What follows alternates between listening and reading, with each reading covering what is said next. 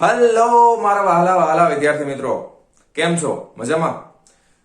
ગયા લેક્ચરની અંદર આપણે ગુરુત્વાકર્ષણનો સાર્વત્રિક અચળાંક એટલે કે કેપિટલ G કેવી રીતે મેળવાય એ કેવેન્ડિશનો પ્રયોગ જોયેલો હતો. અને ગુરુત્વાકર્ષણનો સાર્વત્રિક અચળાંક છે એ માત્ર પૃથ્વી માટે નહીં, સમગ્ર બ્રહ્માંડના કોઈ પણ ગ્રહો માટે લાગુ પાડી શકાય છે. બરાબર છે? એટલા માટે જ એને ગુરુત્વાકર્ષણનો સાર્વત્રિક અચળાંક કેપિટલ G કહેવામાં આવે છે. અને જેનું મૂલ્ય છે 6.67 ગુણ્યા 10⁻11 ઘાત. એકમ છે ન્યૂટન મીટર સ્ક્વેર પર કિલોગ્રામ સ્ક્વેર. બરાબર? અને એ કેવી રીતે મેળવાય એ પ્રયોગ આપણે આખો લાસ્ટ લેક્ચરની અંદર જોયેલો હતો. અને આજે આપણે શરૂ કરવાના છીએ એના પછીનો topic as per the NCERT text book, કે જેનું નામ છે પૃથ્વીની સપાટીની બાજુમાં ગુરુત્વ પ્રવેગ મેળવવો. ઓકે, પૃથ્વીના ગુરુત્વથી ઉદ્ભવતો પ્રવેગ. તો મારું નામ છે ફાલ્ગુન આદ્રોજા, હું રાજકોટથી છું અને તમે જોઈ રહ્યા છો ફિઝિક્સ વિથ ફાલ્ગુન સર. તો ચાલો શરૂ કરીએ આજનો ટોપિક, પૃથ્વીના ગુરુત્વથી ઉદ્ભવતો પ્રવેગ. હવે પૃથ્વીના ગુરુત્વથી ઉદ્ભવતો પ્રવેગ એટલે સૌથી પહેલા તો આપણે પૃથ્વી ડ્રો કરીને સમજવાનો પ્રયત્ન કરીએ. પૃથ્વી ખૂબ વિશાળ છે, આપણને બધાને ખબર છે. તો પહેલા આપણે પૃથ્વી ડ્રો કરી નાખીએ, પછી આગળ વધશું. તો આ આપણી પૃથ્વી છે, ધારો કે આ પૃથ્વી છે અને આ પૃથ્વીની સપાટી છે. આ શું છે? તો કે આ પૃથ્વીની સપાટી છે. હવે જ્યારે કોઈ વસ્તુ સાબિત કરવાની હોય, જ્યારે કોઈ સમીકરણ મેળવવાનું હોય, ત્યારે અમુક કલ્પના આપણે કરવી પડે છે, અમુક વસ્તુ ધારવી પડે છે કે આવું છે એવું માની લેવાનું. બરાબર? હવે આપણને ખબર છે પૃથ્વીના પેટાળની અંદર લાવારસ છે, પૃથ્વીના અલગ અલગ સ્તર આવેલા હોય. બરાબર? અમુક સ્તરમાં તમે આપણે બોર કરાવીએ તો પાણી નીકળે છે, તો અમુક પાણીના નીચેથી પાણી પણ જતું હશે. બરાબર? પછી બહુ ઊંડાઈ ઉપર જાય તો એ અલગ અલગ પ્રકારની માટી નીકળતી જાય, પથ્થર નીકળતા જાય, અલગ અલગ સ્તરોની બનેલી છે. બરાબર? બધા સ્તરોમાં ઘનતા છે એ કંઈક જુદી જુદી હોય, એ આપણને ખબર છે. પણ સમીકરણ જ્યારે સાબિત કરવાનું થશે ત્યારે આપણે એવું માની લેશું કે પૃથ્વીના દરેકે દરેક ભાગમાં પૃથ્વીની ઘનતા કેવી છે? સમાન ઘનતા વાળી છે. તો પહેલી વસ્તુ આપણે સમીકરણ સાબિત કરવા માટે એવું લેવું પડશે કે પૃથ્વીની ઘનતા કેવી છે? તો કે સમાન છે. સમાન ઘનતા ધરાવતી પૃથ્વી છે, ઘનતા સમાન છે. તો આપણે સમીકરણ બહુ આસાનીથી ખૂબ જ ઈઝીલી સાબિત કરી શકાય. બીજી વસ્તુ આપણે એવી કલ્પના કરવાના છે કે પૃથ્વી ગોળ તો છે જ. હવે ઘણીવાર આપણને એમ થાય સર એ તો ચપટી નથી, ઉપરના નીચેના ભાગથી ચપટી છે, અહીંયાથી થોડી પોળી છે, બરાબર, મોસંબી જેવી છે, બધી ખબર છે આપણને. પણ જ્યારે સમીકરણ સાબિત કરવાનું થાય ત્યારે આપણે પૃથ્વીને એક ગોળા તરીકે પસંદ કરશું અને એ ગોળાની ત્રિજ્યા અચળ છે એવું ધારી લેશું. બરાબર? ધારો કે તમને બધાને ખબર છે કે પૃથ્વીના કેન્દ્રથી પૃથ્વીની સપાટી સુધીનું અંતર એટલે પૃથ્વીની ત્રિજ્યા. તો પૃથ્વીની ત્રિજ્યા છે કેટલી છે? તો કે 6400 કિલોમીટર છે, એવું આપણે લખીએ છીએ. દરેક દાખલામાં આપણે લખશું. તો એ અચળ છે. હવે એવું જરૂરી ન હોય કે બધી લોકેશન ઉપર એક્ઝેક્ટ 6400 થાય, થોડા ઘણા કિલોમીટરનો ડિફરન્સ આવી શકે. એમ ખ્યાલ આવે તમને? આપણે એવું ધારીને ચાલવાનું કે પૃથ્વીની ત્રિજ્યા કેટલી છે? 6400 કિલોમીટર. અને એવું ધારવાથી જે પરિણામ મળે છે આપણને, એ પરિણામમાં ચોકસાઈ છે એ લગભગ 90 થી 99% સુધીની હોય. બરાબર? એટલે લગભગ કોઈ પ્રોબ્લેમ થાય નહીં કેલ્ક્યુલેશનમાં. એટલા માટે આપણે એવું ધારીને ચાલતા હોઈએ છીએ. તો હવે આપણે બીજી કલ્પના એવી કરવાની છે કે પૃથ્વી છે ને એ અલગ અલગ કવચની બનેલી છે. કવચ તમને ખબર છે, પાતળી ગોળીય કવચ જે શબ્દ આપણે યુઝ કરીએ છીએ. બરાબર? કવચ, ધારો કે આ એક કવચ થઈ ગઈ ફરતે આખી. બરાબર? અને આ કવચમાં આ ભાગ જે રહ્યો એની ઘનતા પણ કેવી છે? તો કે સમાન. હવે શું આવું એક જ કવચ ધારી લેવાય? તો કે ના, ઘણા બધા કવચની બનેલી છે. આની નીચે વળી પાછું એક બીજું કવચ આવેલું હોય આ રીતે. બરાબર? અને એની નીચે વળી પાછું એક કવચ આવેલું હોય. ઘણા બધા કવચની બનેલી છે. અને સૌથી નાનું કવચ કયું હોય? બોલો જી. પૃથ્વીના કેન્દ્ર પાસે જે કવચ હોય એ સૌથી નાનું કવચ હોય અને પૃથ્વીની સપાટી છે એ સૌથી મોટું કવચ છે. તો પૃથ્વીનું કેન્દ્ર, હવે બધા કવચ આપણે ડ્રો નથી કરતા, પણ અહીંયા આગળ પૃથ્વીનું કેન્દ્ર આવેલું છે એવું ધારી લઈએ. બરાબર? અને પૃથ્વી ઘણા બધા કવચોની બનેલી છે એવું આપણે માની લેશું. અને બધા જ કવચોની અંદર પૃથ્વીની ઘનતા કેવી છે? સરખી છે એવું પણ આપણે ધારી લેશું. ખ્યાલ આવ્યો? અને બીજી વસ્તુ, પૃથ્વીની સપાટી એકદમ બધી જગ્યાએ એક સમાન નથી હોતી. આપણે ઘણીવાર તમે વાત કરતા સાંભળ્યું હોય કે એ ઊંચાણ વાળો વિસ્તાર છે કે એ નીચાણ વાળો વિસ્તાર છે. હવે વરસાદ પડે ત્યારે ટીવી ચેનલની અંદર, ન્યૂઝ ચેનલમાં તમે જોતા હોય કે આ વિસ્તારમાં ઘરોમાં પાણી ઘૂસી ગયા, એનું કારણ શું હોય કે એ વિસ્તાર છે થોડોક નીચાણવાળો હોય, એટલે એકદમ સપાટ જગ્યા ન હોય, અમુક જગ્યાએ થોડીક નીચી હોય, અમુક જગ્યાએ સપાટી થોડીક ઊંચી હોય, તો પાણી છે એમાં ન ટકી શકે, એ વહી જાય ત્યાંથી. ખ્યાલ આવ્યો કે પૃથ્વીની સપાટી અમુક જગ્યાએ ઊંચી હોય, અમુક જગ્યાએ નીચી હોય, પણ આપણે સમીકરણ સાબિત કરવામાં એક સમાન ઊંચાઈ ધરાવતી હોય એવી જ પૃથ્વી ગણવાના છીએ. બરાબર? તો આ જે ગોળો છે અહીંથી ત્રિજ્યા, ટૂંકમાં ત્રિજ્યા બદલાશે નહીં કોઈ પણ જગ્યાએ. ખ્યાલ આવી ગયો? હવે દાખલા તરીકે આપણને ખબર છે કે આપણે કોઈ એક બિંદુ એવું લઈ લેશું, ધારો કે અહીંયા આગળ એક બિંદુ રહેલું છે કે જેનું નામ છે બિંદુ P. બરાબર? આ P બિંદુ છે. આ P બિંદુ પાસે નાનું એવું દળ રહેલું છે સ્મોલ m. નાનું એવું દળ રહેલું છે સ્મોલ m. ઓકે, અને આ સ્મોલ m દળના કારણે અને પૃથ્વી પાસે જે દળ રહેલું છે એના કારણે બંનેની વચ્ચે જે કંઈ પણ ગુરુત્વાકર્ષણ બળ લાગે છે એ ગુરુત્વાકર્ષણ બળ આપણે મેળવવાનું છે. ઓકે, તો લાસ્ટ ટુ લાસ્ટ લેક્ચરમાં આપણે એક વસ્તુ મેં તમને સમજાવેલી છે કે તમે ધારો કે અહીંયા આગળ આ સ્મોલ m બિંદુ છે એ પૃથ્વીમાં અમુક બહુ ખીણ વાળો પ્રદેશ છે અને ખીણ વાળા ભાગમાં એક સ્મોલ m નામનું દળ રહેલું છે એવું ધારો, એવી કલ્પના કરો. તો હવે આ સ્મોલ m દળ છે એના ઉપર ગુરુત્વાકર્ષણ બળ કેટલું લાગશે? શું આની ઉપર રહેલા કવચો એના ઉપર ગુરુત્વાકર્ષણ બળ લગાવે કે આ સ્મોલ m થી નીચે રહેલા કવચો એના ઉપર ગુરુત્વાકર્ષણ બળ લગાવે? એના વિશે આપણે થોડુંક વિચારવાનું છે, અને જે આપણે ઓલરેડી આગળની થિયરીમાં ક્લિયર કરી ચૂક્યા છીએ. શું ક્લિયર કર્યું છે આપણે? ધ્યાનથી જોજો. આપણને ખબર છે કે આખી પૃથ્વીની ત્રિજ્યા છે, અહીંથી આપણે ધારો કે આ અંતર લઈ લઈએ તો એને કહેવામાં આવે છે રેડિયસ ઓફ અર્થ. આ પૃથ્વીની ત્રિજ્યા છે.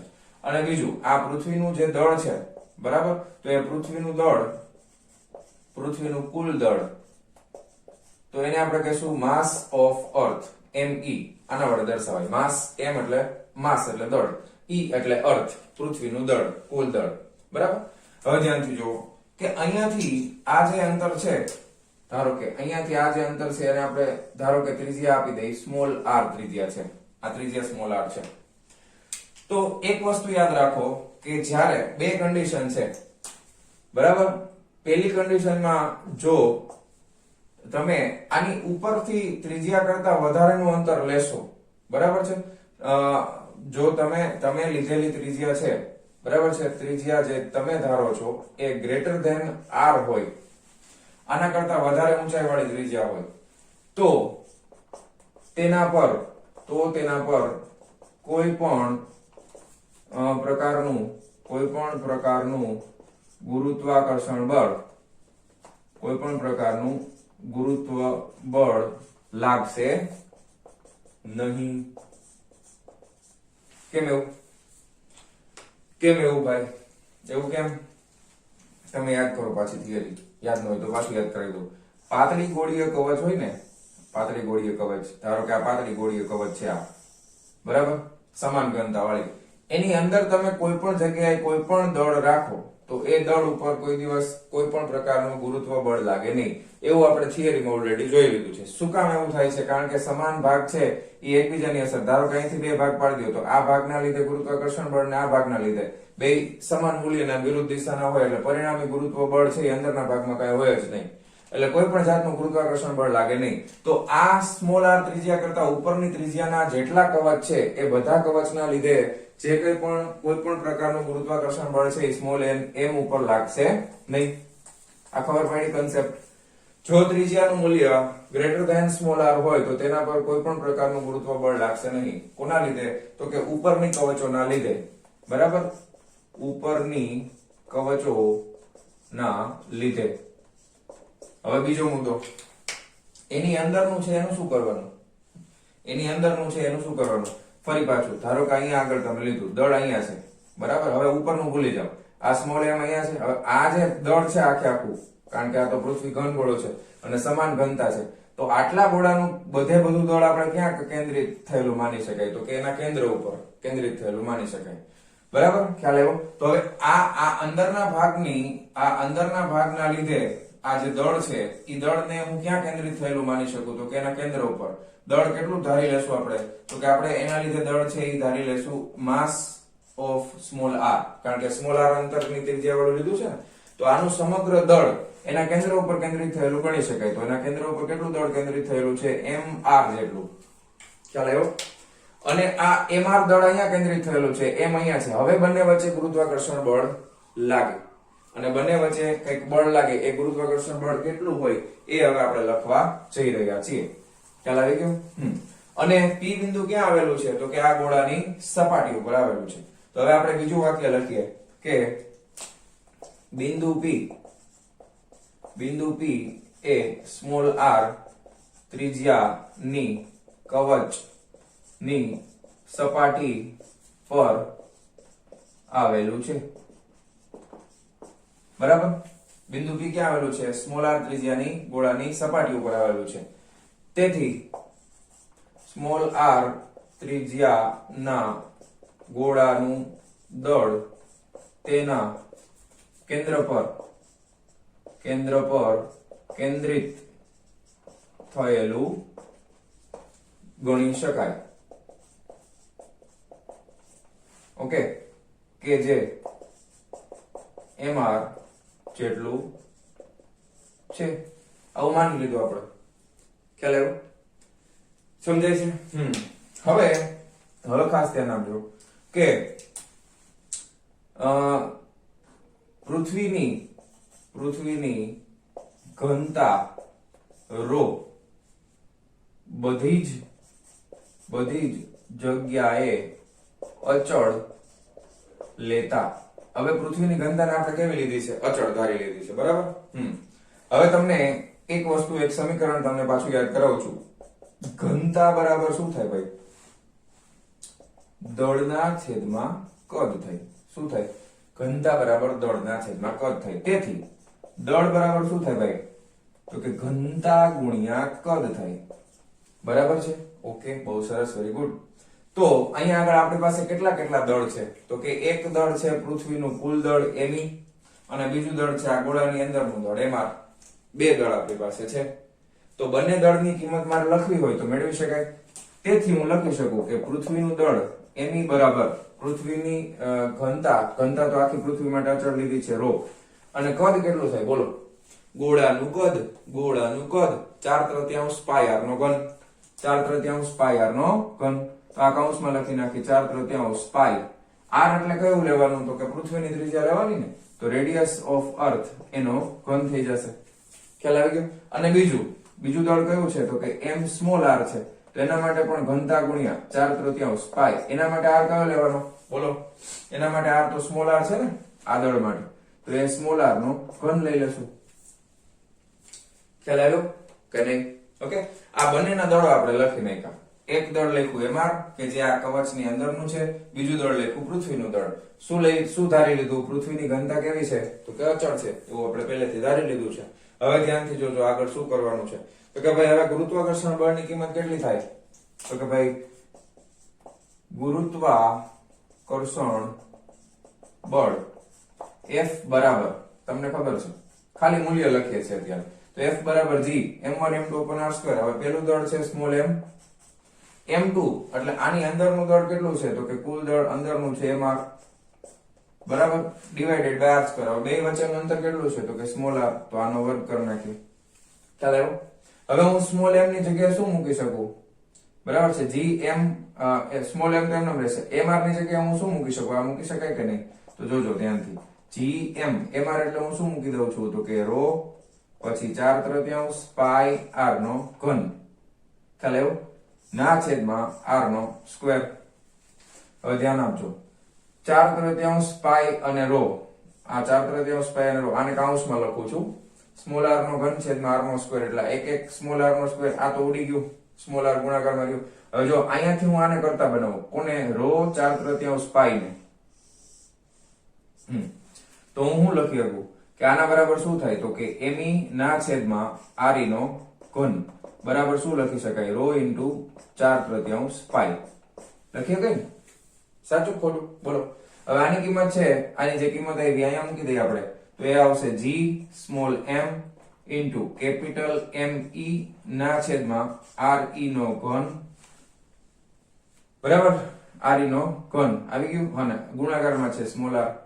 તો આ આપણને સમીકરણ મળ્યું. ખ્યાલ આવ્યો? આ આપણને સમીકરણ મળે છે F બરાબર આટલું બળ લાગે, ગુરુત્વાકર્ષણ બળ કેટલું લાગે છે? G small m capital M into small r upon capital R નો ઘન. બરાબર છે? સિમ્પલ, એકદમ સરળતાથી તમે સાબિત કરી શકો છો. શું ધારવું પડ્યું આપણે?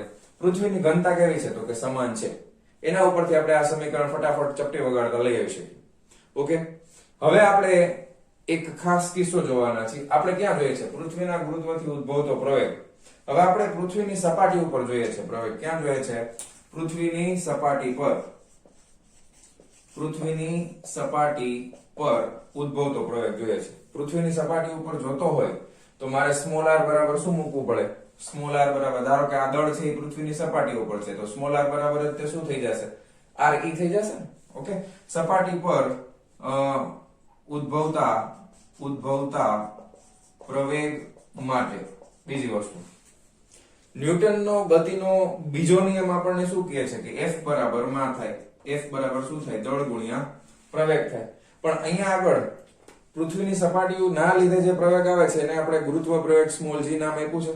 તો આની બદલે હું સ્મોલ a ની બદલે હું શું લખી નાખીશ? g લખી નાખીશ. અને આપણી પાસે દળ તો m છે જ, તો m * g લખી શકાય. બરાબર છે? હવે આ બે સમીકરણને તમે સરખાવી શકો કે નહીં? F બરાબર ma બરાબર mg. બરાબર. હવે આ પૃથ્વીની સપાટી ઉપર છે સ્મોલ g, એટલા માટે પૃથ્વીની સપાટી પર ધ્યાન આપજો, સ્મોલ r બરાબર શું થઈ જશે? રેડિયસ ઓફ અર્થ, આ રીતે થઈ જશે. બરાબર છે?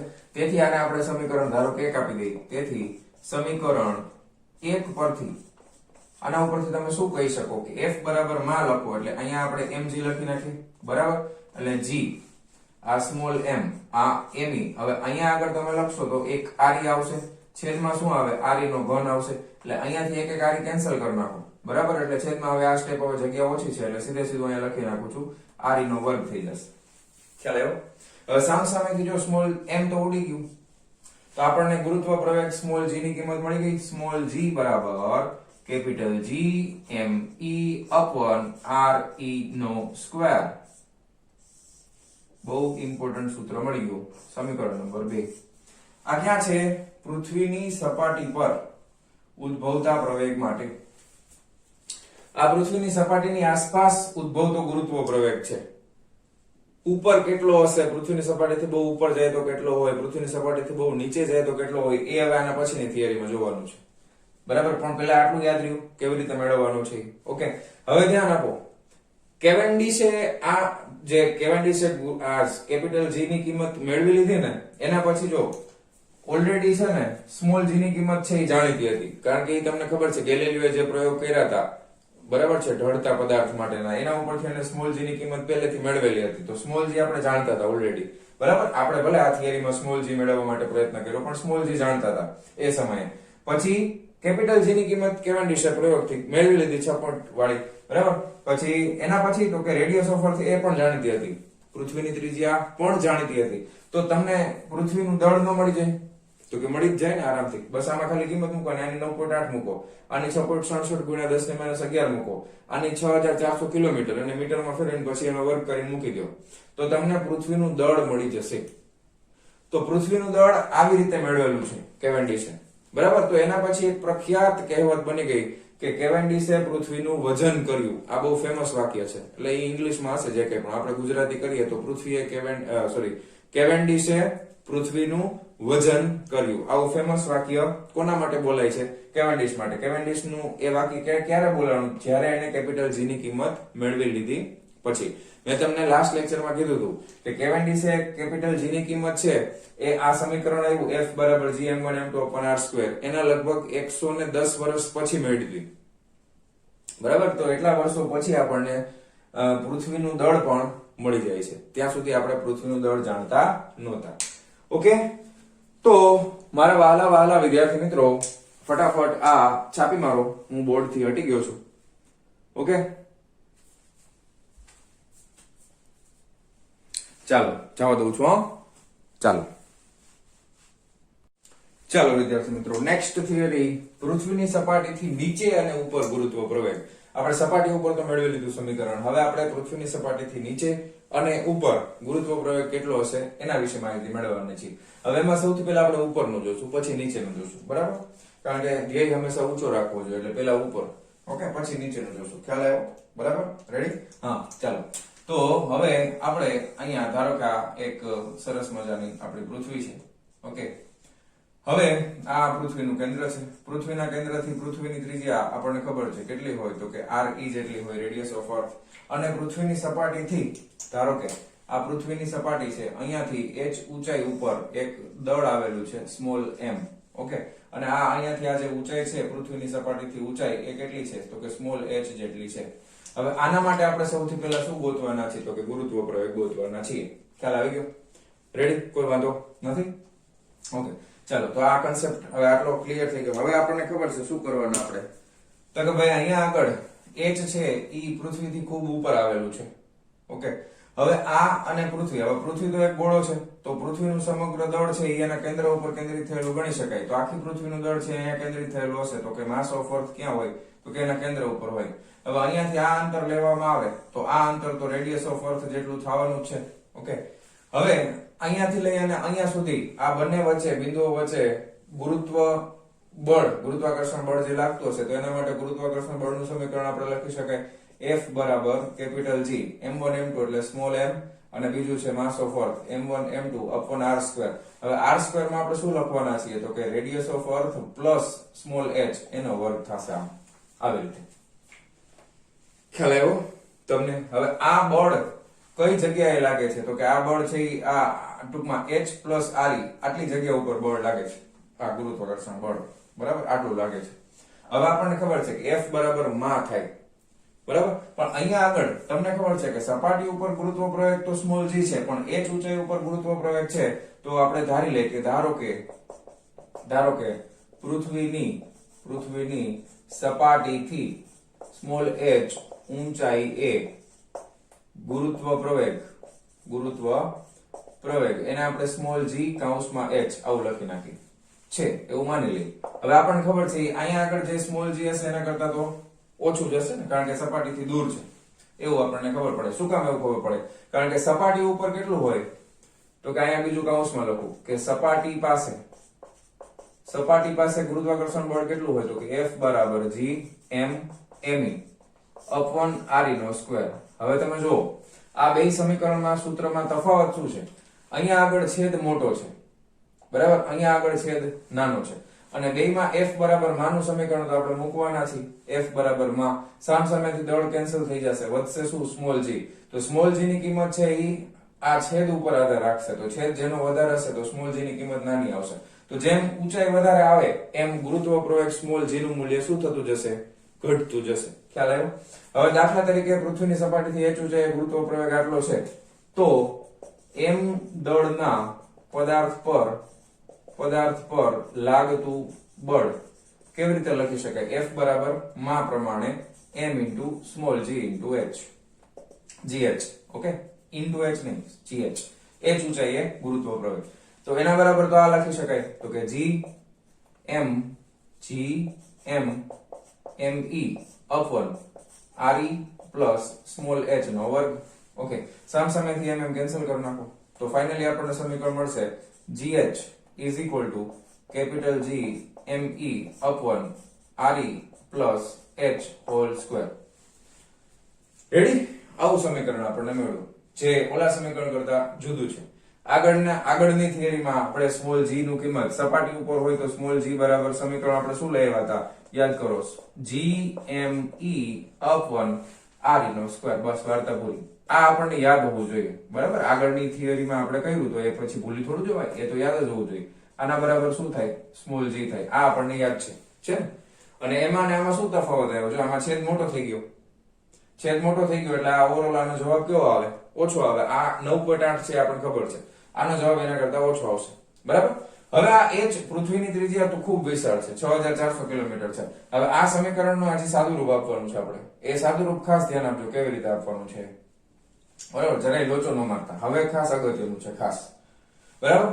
તો અહીં એક વસ્તુ આપણે ધારી લેશું તો આપણે સમીકરણનું સાદું રૂપ ઈઝીલી કરી શકશું કે h છે ને એ ખૂબ નાનું છે re કરતા, બરાબર. h છે એની કિંમત નાની છે re કરતા.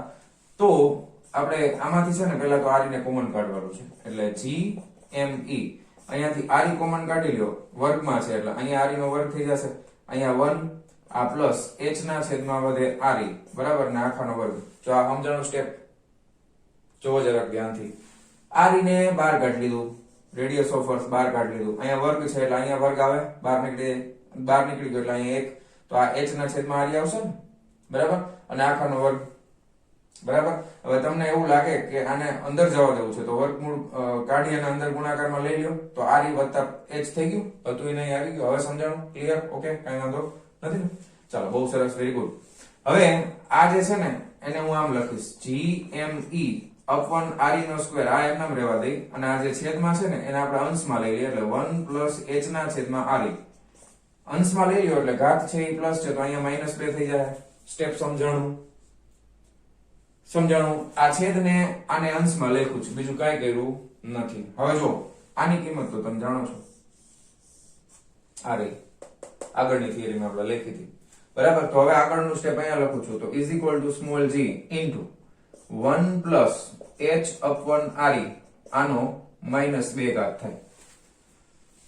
હવે એક ગણિતની થિયરીનો ઉપયોગ આપણે કરવાના છીએ કે જેનું નામ છે દ્વિપદ પ્રમેય. ઓકે, બાયનોમિયલ થિયરમ, દ્વિપદ પ્રમેય નો ઉપયોગ કરતા. હવે અહીંયા ઘણા એમ થાય સાહેબ આવું બધું ક્યાંથી આવ્યું, અહીંયા અત્યાર સુધી તો વાંધો નતો, હવે આ દ્વિપદ પ્રમેય અમને યાદ ન હોય કે 10મા ધોરણમાં ભણ્યા હતા કંઈક આવું કંઈક આવતું. તમારે ખાલી એક જ સ્ટેપ યાદ રાખવાનું છે. આખા ફિઝિક્સમાં 11મા ધોરણમાં કે 12મા ધોરણમાં જ્યારે પણ દ્વિપદ પ્રમેય આવે, 11મા ધોરણમાં કે 12મા ધોરણમાં જ્યારે પણ દ્વિપદ પ્રમેય આવે જેનો ઉપયોગ કરવાનો આવે તો ઘાત જે કંઈ પણ હોય ને એને તમારે વચ્ચે ગુણી નાખવાનું, છેલ્લા પદની હારે ગુણી નાખવાનું સંજ્ઞાની સાથે. એટલે આ છેલ્લું પદ શું છે? પ્લસ h બાય RE છે, એની હારે ઘાત કેટલી છે? -2.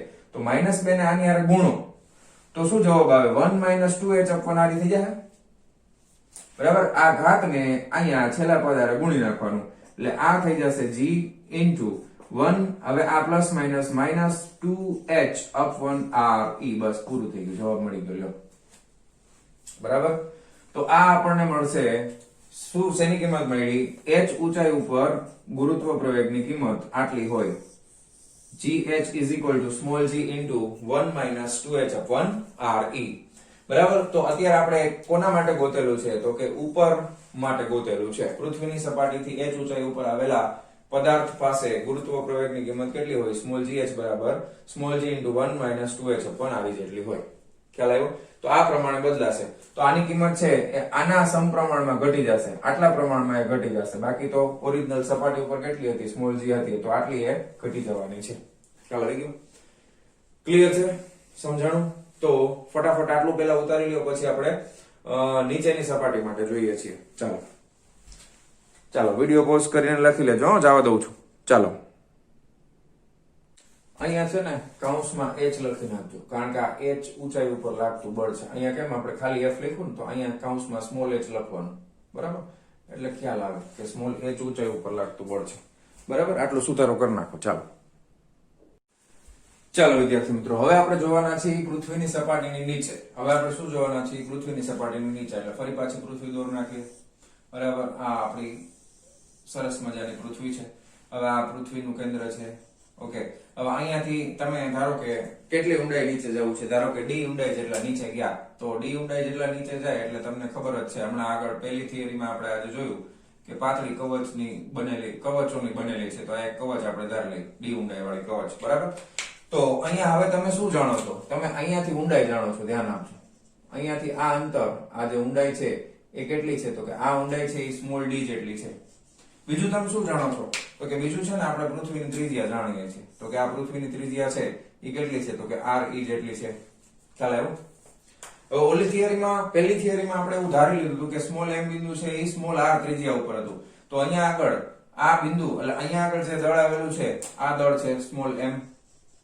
અહીંયા આગળ દળ કેટલું છે? ધારો કે m દળ વાળો કોઈ પદાર્થ છે અને પૃથ્વીના કેન્દ્રથી હવે આપણે સ્મોલ d ઊંડાઈ ઉપર ગુરુત્વ પ્રવેગ કેટલો હશે એની કિંમત મેળવવા જઈ રહ્યા છીએ. હવે આપણને ખબર છે કે આ બિંદુની ઉપરના ભાગમાં જે કંઈ પણ કવચ છે, જે કંઈ પણ એનું દળ છે, એ દળનો ફાળો ગુરુત્વ બળની અંદર કાંઈ રહેલો નથી. થિયરીમાં આપણે જોયું હતું.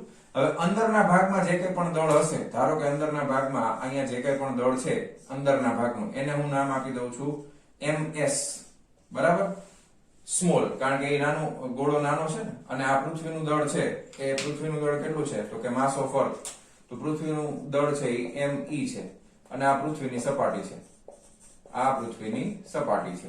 ખ્યાલ આવ્યો? પૃથ્વીનું કુલ દળ છે me, પૃથ્વીની ત્રિજ્યા છે r. ઓકે, d જેટલી ઊંડાઈ ઉપર એક બિંદુવત દળ રહેલું છે સ્મોલ m.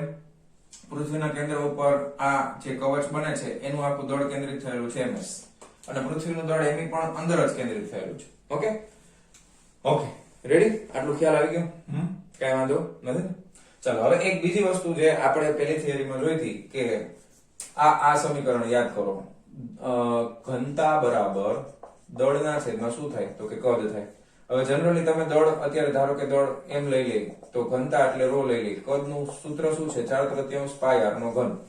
હવે આમાં પૃથ્વીની ઘનતા આપણે અચળ લીધેલી છે એટલે આ અચળ 4/3 પાઈ અચળ, એટલે એવું ન કહી શકાય કે દળ ચલે છે ત્રિજ્યાનો ઘન. વાક્ય સમજાવું શું કહેવા માંગુ છું? ઘનતા બરાબર દળના છેદમાં કદ. હવે દળ બરાબર ઘનતા ગુણ્યા કદ, ઘનતા એટલે રો અને કદ એટલે ગોળો છે એટલે 4/3 પાઈ r નો ઘન. તો કોઈ પણ ગોળા માટે દળ છે એ એની ત્રિજ્યાના ઘનના સમપ્રમાણમાં હોય કે નહીં? સાચું કે ખોટું? ખ્યાલ આવ્યો તમને? ઓકે, બહુ સરસ, વેરી ગુડ. તો આ કન્સેપ્ટ તમને સમજાઈ ગયો હોય તો હવે આગળ આપણે શું કરવાના છે તો કે જો આગળ આખી પૃથ્વીનું દળ છે એ me છે, અને અંદરના ભાગના ગોળાનું દળ છે એ ms છે. તો અંદરના ગોળાનું દળ ms છે ઈ ચલે છે, એના માટે ત્રિજ્યા કેટલી થાય તો કે જોજો આ તમને જો અહીંયાથી આ ત્રિજ્યા નથી ધારેલી, ટોટલ છે re, એમાંથી d બાદ કરવું પડે તો re - d આનો ઘન.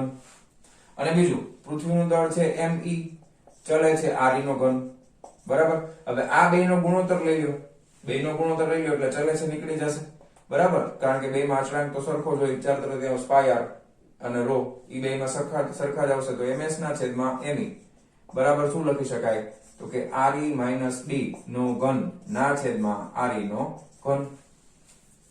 ક્લિયર? આટલું સમજાણું? ઓકે. ઘનતા બરાબર દળના છેદમાં કદ, દળ બરાબર આ, તો દળ ચલે છે ત્રિજ્યાનો ઘન, બરાબર. આ ms ચલે છે આટલા અને me ચલે છે આટલા. બરાબર? ઓકે, ચાલો હવે આગળ વધશું. હવે આપણે આ m દળનું આના લીધે બળ કેટલું લાગે છે, ગુરુત્વાકર્ષણ બળ, એ જોઈ લઈએ. તો કે ગુરુત્વાકર્ષણ બળ કેટલી ઊંચાઈ ઉપર છે તો કે d જેટલી ઊંડાઈ ઉપર છે. તો આપણે d જેટલી ઊંડાઈ ઉપર છે એટલે એને fd લખશું. હવે નહીં ભૂલીએ, બરાબર, કૌંસમાં લખી જ નાખવાનું. fd બળ લાગે છે, fd ઊંડાઈ ઉપર લાગે છે. તો બળ બરાબર શું થશે? gm1 m2 r². તો એ છે gm. બીજું આનું દળ કેટલું છે તો કે ms upon r². હવે બે વચ્ચેના અંતર એટલે બે વચ્ચેનું અંતર કેટલું છે તો કે re - d, બરાબર, re - d નો સ્ક્વેર. ખ્યાલ આવી ગયો? આટલું આવશે. હવે ms ની કિંમત છે એ આ સમીકરણ ઉપરથી મૂકી દો, અને સમીકરણ 1 આપી દો. સમીકરણ 1 પરથી ms ની કિંમત મૂકો.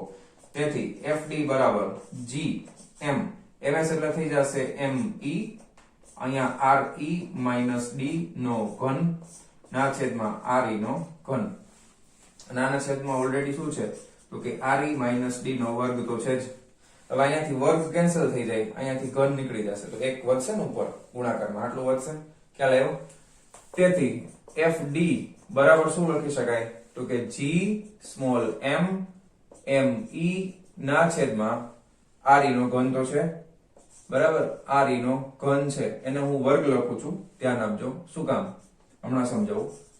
re - d અને છેદમાં re, અહીંયા વર્ગ ને અહીંયા re, તો બે હરખું થઈ ગયું ને, બરાબર છે. હવે fd એટલે હવે આપણે એવું ધારી લઈએ કે d પૃથ્વીની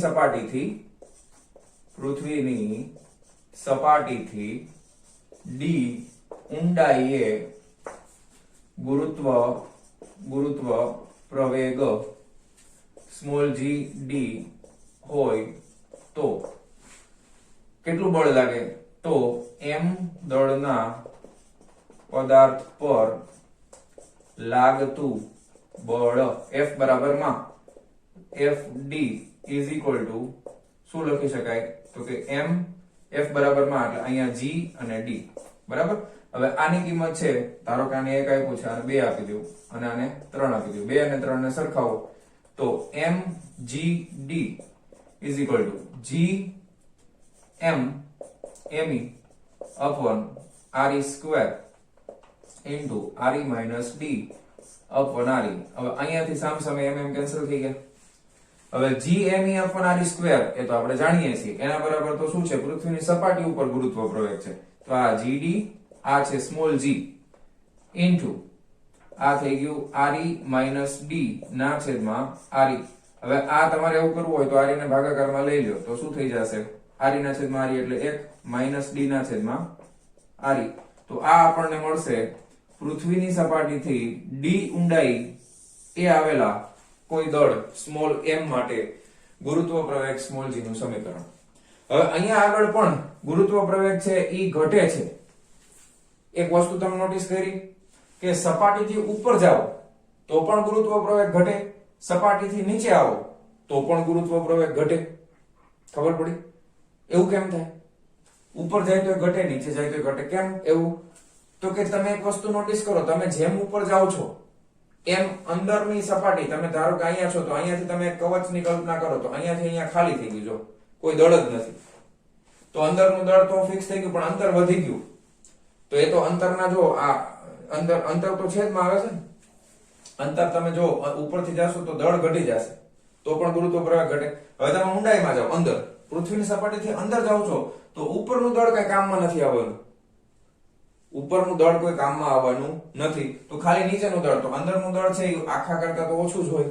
તો એક વસ્તુ નોટિસ કરો, પૃથ્વીની સપાટી ઉપર અહીંયા આગળ ગુરુત્વ પ્રવેગ ની કિંમત મહત્તમ હોય. ઉપર જાઓ તો પણ ઘટે, નીચે જાઓ તો પણ ઘટે.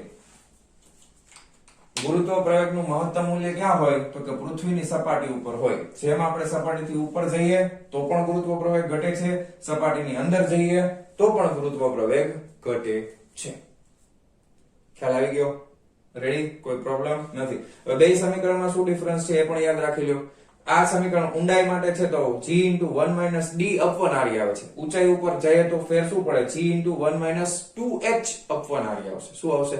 2h. ઊંચાઈ ઉપર 2h upon re છે અને ઊંડાઈ ઉપર ખાલી d upon re છે. આટલો ડિફરન્સ છે. તો એ સમીકરણ હું અહીંયા લખી નાખું. હવે લેક્ચર પૂરો થવા જઈ રહ્યો છે ત્યાં તો તમે બે એક સાથે યાદ રાખી શકો. બરાબર? તો ધ્યાન રાખવાનું, જ્યારે ઊંડાઈ આવશે ત્યારે ખાલી d આવશે, ઊંચાઈ આવશે ત્યારે 2h આવશે. બાકી બે સમીકરણ જો ઓલમોસ્ટ સરખા છે.